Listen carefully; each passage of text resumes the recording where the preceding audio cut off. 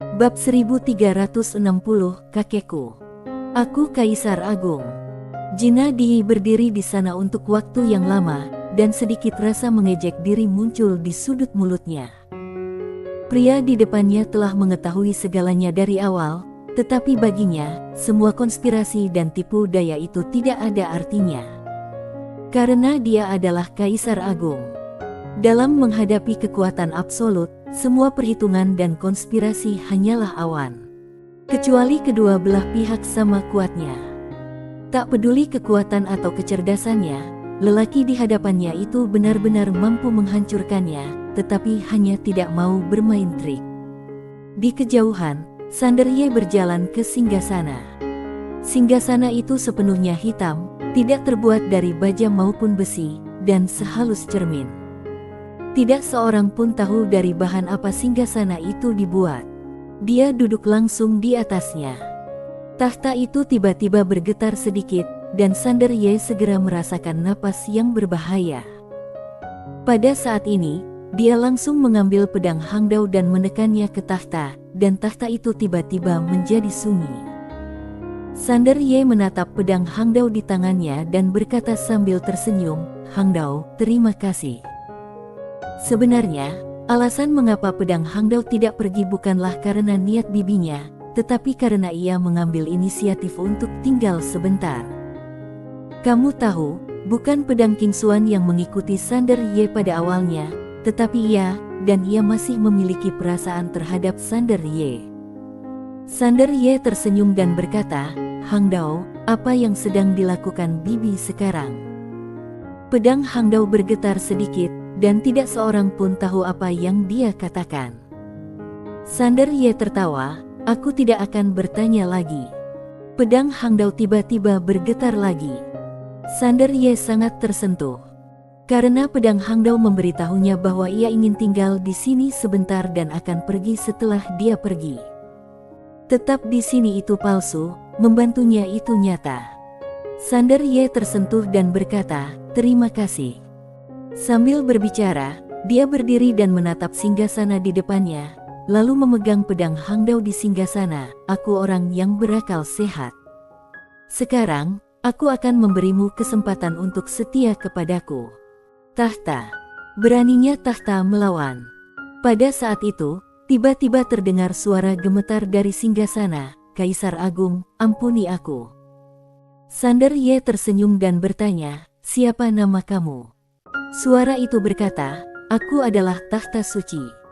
Tahta ini pernah diduduki oleh Tuan Suci, dan dengan demikian aku terlahir dengan kecerdasan spiritual. Saat ini aku dianggap sebagai senjata kaisar, tetapi aku jauh lebih kuat daripada senjata kaisar." Sanderye sedikit mengernyit, "Tuan Suci yang kamu sebutkan?" Tahta Suci berkata, "Itu penguasa peradaban Suiming." Sanderye sedikit penasaran, "Lalu mengapa kamu tidak ikut ke tanah kuno?" Tahta Suci tiba-tiba menjadi sedikit tertekan. "Ketika Tuan dan rekan-rekannya pergi ke tanah kuno, aku baru saja memperoleh kebijaksanaan spiritual dan tidak cukup kuat. Tetapi, aku percaya bahwa Tuanku akan kembali ke sini suatu hari nanti. Tidak peduli berapa lama waktu yang dibutuhkan, aku akan menunggu di sini, jadi aku tidak akan mengakui kamu, Kaisar Agung, sebagai tuanku." Suaranya masih sedikit bergetar jelas, dia masih sedikit takut dengan pedang Hangdao di tangan Sanderye. Sanderye sedikit terkejut. Lah menatap tahta suci di depannya, lalu tersenyum dan berkata, "Baiklah, aku tidak akan memaksamu, tetapi aku ingin berbicara denganmu, oke?" Tahta suci berkata tergesa-gesa, "Baiklah, jika Kaisar Agung ingin tahu sesuatu, kamu dapat bertanya kepada aku." Sanderye melihat sekeliling dan berkata, "Ada hukum misterius di sini yang menekan kultivasi semua orang. Siapa yang menunggu di sini?" Tahta Suci berkata, "Sejujurnya, itu aku." Sanderye terkejut dan bertanya, "Kamu?" Tahta Suci berkata, "Ya, peradaban Suiming ingin memilih orang-orang dengan bakat hebat untuk menjadi Kaisar Agung, dan kemudian membiarkan mereka pergi ke tanah kuno untuk melayani peradaban Suiming." Aku telah mengeluarkan larangan di sini untuk memilih orang-orang dengan bakat hebat dan ketekunan hebat. Sander Ye berkata, dan kamu adalah orang yang membantu mereka menjadi kaisar. Tahta suci berkata, itu karena akulah satu-satunya yang memiliki esensi kaisar. Sander Ye berkata dengan suara yang dalam, jika kamu memiliki esensi kaisar, kamu bisa menjadi seorang kaisar. Tahta suci berkata, tidak, hanya mereka yang memiliki bakat luar biasa, ketekunan luar biasa, dan keberuntungan besar yang memiliki kesempatan untuk menjadi kaisar agung setelah menelan esensi kaisar. Dalam 60 miliar tahun peradaban di alam semesta ini, banyak sekali jenius yang datang ke sini, termasuk jenius super dan monster yang bahkan membuatku kagum. Tetapi selama bertahun-tahun, hanya selusin orang yang menjadi kaisar. Sander Ye mengangguk sedikit, aku mengerti. Lalu dia bertanya, 6 miliar tahun, jadi kamu sudah hidup selama 6 miliar tahun. Tahta suci berkata, ya, tetapi aku tertidur hampir sepanjang waktu karena aku adalah makhluk spiritual. Selama tidurku, rentang hidupku hampir tidak terkuras. Selain itu, dengan esensi kaisar, aku akan melahap sedikit esensi kaisar sesekali untuk menambah rentang hidupku. Sander Ye berkata, bagaimana dengan pengawal tadi? Dia tidak mungkin tinggal di sini selama 60 miliar tahun, kan? Tahta suci berkata, tentu saja tidak mungkin. Kadang-kadang, peradaban Sui Ming di tanah kuno akan mengirim seseorang untuk membawa esensi kaisar. Sander Ye melanjutkan bertanya, apakah peradaban Sui Ming melakukan ini hanya untuk menumbuhkan bakat? Tentu. Tahta suci berkata, Kaisar Agung, tahukah kamu betapa langkanya menemukan orang-orang berbakat di dunia ini saat ini? Sander Ye. Tahta suci melanjutkan, siapapun yang dapat mencapai Kaisar Agung melalui esensi kaisar, apalagi di alam semesta ini, itu bahkan adalah eksistensi yang sangat jenius bahkan di tanah kuno. Tidak hanya peradaban Sui Ming, tetapi juga dua peradaban teratas lainnya di tanah kuno sedang merekrut bakat dalam berbagai cara di seluruh alam semesta dan membina lebih banyak orang kuat untuk digunakan sendiri. Di era ini, di antara peradaban dengan level yang sama, persaingannya adalah tentang siapa yang memiliki lebih banyak kader. Sander Ye memikirkannya, lalu mengangguk, apa yang kamu katakan masuk akal. Trik ini bisa dipelajari. Di masa depan, alam semesta Guanxuan harus merekrut lebih banyak talenta. Mustahil baginya untuk menghidupi alam semesta sendirian. Seolah teringat sesuatu, Sander Ye bertanya sambil tersenyum, bakat macam apa aku ini? Tahta suci berpikir sejenak, lalu berkata, Yang Mulia Kaisar Agung, kamu tidak termasuk kader. Sander Ye sedikit bingung, dan Tahta suci berkata, kamu adalah pemimpin yang berbakat, semacam bakat memerintah, jarang terlihat dalam miliaran tahun. Sander Ye tertegun sejenak, lalu tertawa terbahak-bahak. Tahta suci melanjutkan, Kaisar Agung, apalagi yang ingin kamu ketahui? Sander Ye berhenti tertawa, aku baru saja membunuh pengawal itu. Pengawal apa? Tahta suci tiba-tiba berkata, Kaisar Agung, penjaga itu jelas memiliki niat jahat dan berlatih hingga tersesat. Pada akhirnya, dia meninggal karena iblis dalam dirinya sendiri. Apa hubungannya ini dengan Kaisar Agung?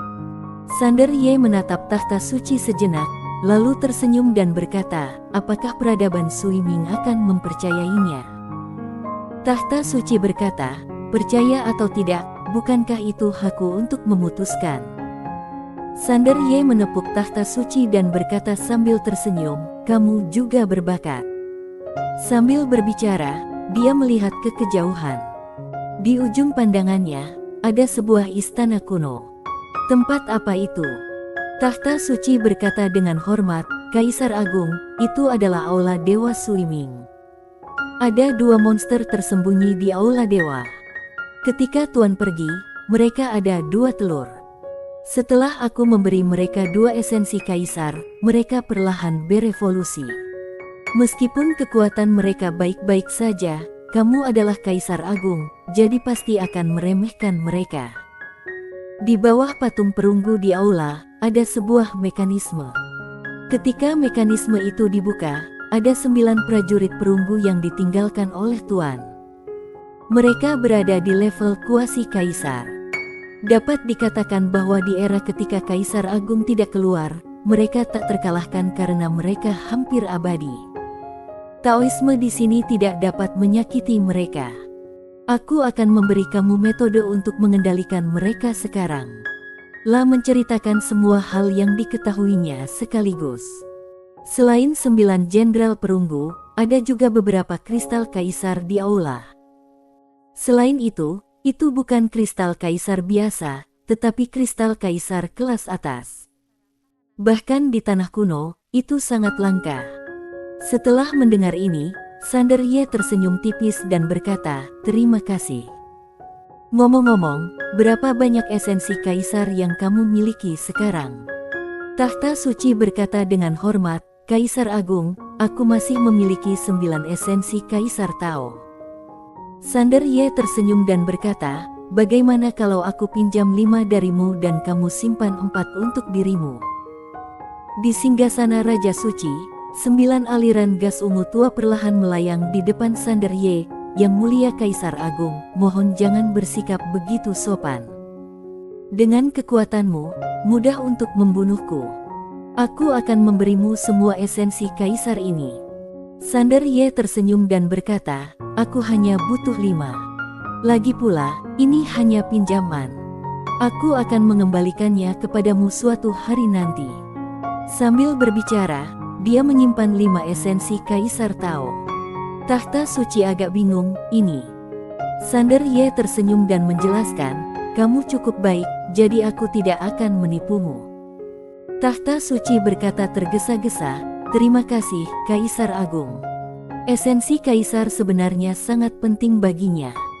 Alasan utama mengapa ia bisa tinggal di sini begitu lama juga karena esensi Kaisar ini. Faktanya, setiap kali pemandu datang ke sini, sebagian dari esensi kaisar yang dibawanya adalah miliknya, yang dianggap sebagai gajinya. Sander Ye tersenyum dan berkata, "Aku akan pergi ke aula lihat-lihat." Sambil berkata demikian, dia berjalan ke kejauhan. Setelah 2 langkah, dia tiba-tiba berhenti, lalu menoleh untuk melihat Jina Di yang berdiri tidak jauh dari situ, dan berkata sambil tersenyum, "Nona Jina, tidakkah kamu ingin pergi dan melihat-lihat bersama?" Jina Di menoleh dan menatapnya. Setelah beberapa saat, dia berjalan ke sisi Sander Ye. Sander Ye tiba-tiba merentangkan kedua telapak tangannya, dan aliran esensi kaisar perlahan melayang di depan Jina Di. Melihat esensi kaisar Tao di depannya, Jina Di tertegun sejenak, lalu menoleh ke arah Sander Ye. Dia hanya menatap Sander Ye, dengan kebingungan di matanya yang indah.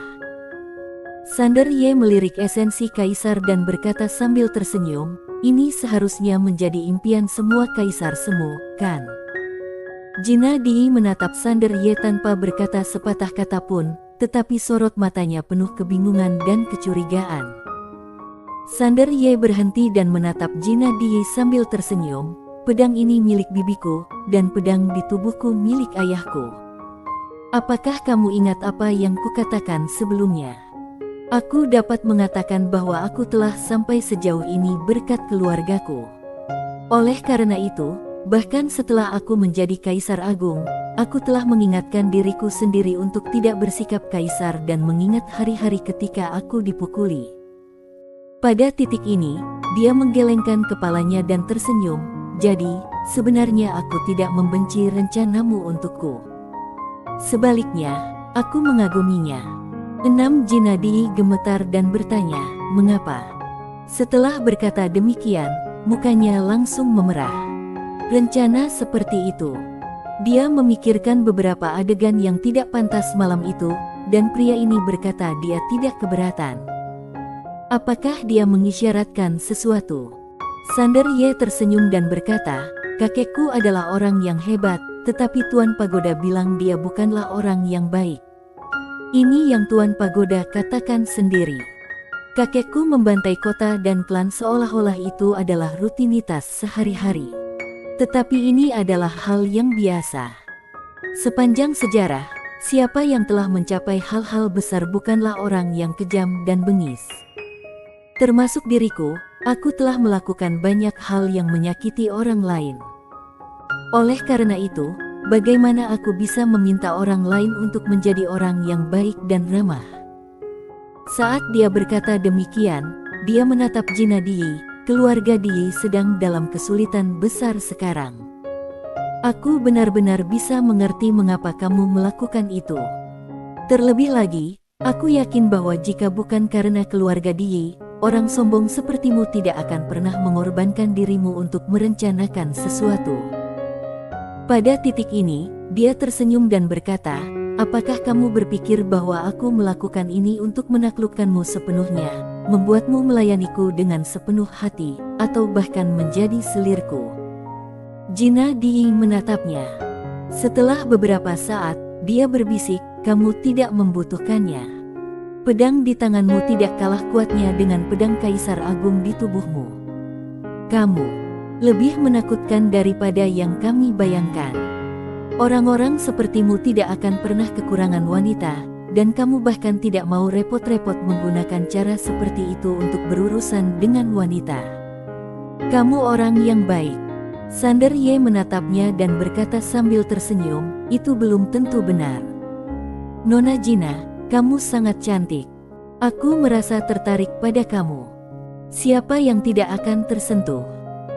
Mendengar ini, wajah Jina yang pertama memerah sedikit, dan pada saat ini, Sander Ye berkata, tentu saja, Nona Jina, jangan khawatir, aku tidak akan memiliki pikiran yang tidak pantas terhadapmu, aku hanya memperlakukanmu sebagai teman. Setelah berkata demikian, dia berbalik dan pergi. Jina Dii merasa sedikit kecewa ketika mendengar ini. Bersambung.